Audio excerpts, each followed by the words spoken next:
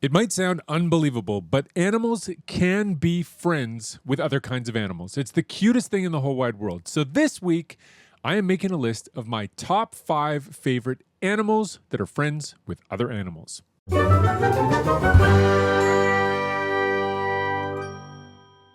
There's a new review paper in the journal Current Biology that's inspired me to make this list. We've got a link in the description. And let's start with number 5, the octopus that is friends with fish.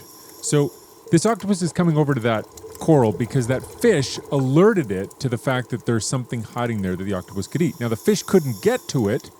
It needs help. So the octopus starts reaching in there with its arms, flushes out the prey, and then the fish gets something to eat. The octopus gets access to something it wouldn't have known about otherwise. But what's funny about this is that the octopus are kind of jerks, because sometimes when the fish get too close, they punch him in the face.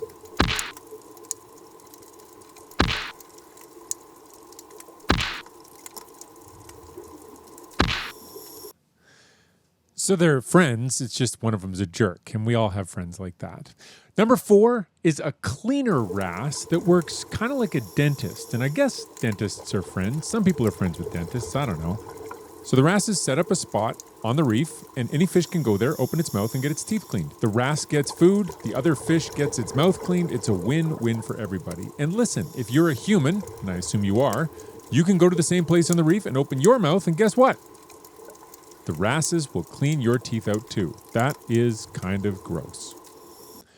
Number 3 is a bird called a fork-tailed drongo that works with a mammal called a meerkat. This one's kind of fun. The meerkats are looking for food. The drongo is watching the sky to see if any predators are coming, also watching the ground for predators. If it sees a predator, it calls, all the meerkats run away, and they survive. And so the benefit for the meerkats is pretty obvious, but the benefit for the drongo is a little bit harder to figure out until you realize that sometimes it's a jerk and it lies. So sometimes the meerkats have found a bunch of food and the drongo says, "Oh, there's somebody coming." And then the meerkats all run away and then the drongo just takes their food. It's kind of brilliant, kind of jerky.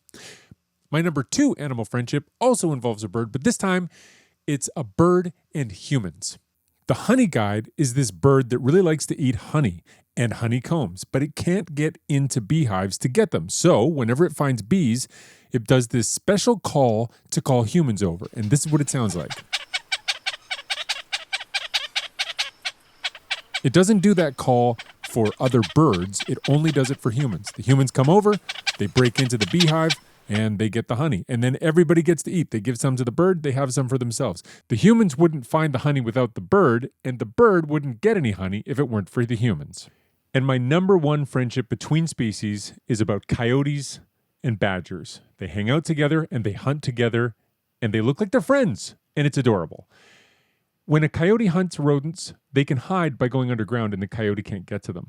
A badger can get them underground, but sometimes they run away and the badger's not very fast. By working together, they basically cut off all the options for their rodents. So these animals don't share food when they get it, but by hunting together, each of them has an increased probability of getting food every single time. And so they reliably meet up and go for a big walk and hunt together. And it's just the cutest thing in the whole wide world.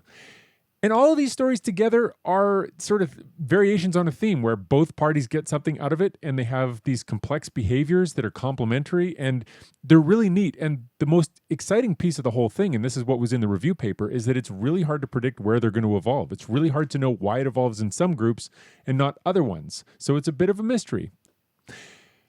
If you like cute animals, you should sign up for my newsletter. It comes out every week. It's called The Bat Signal. Just go to followthebatsignal.com.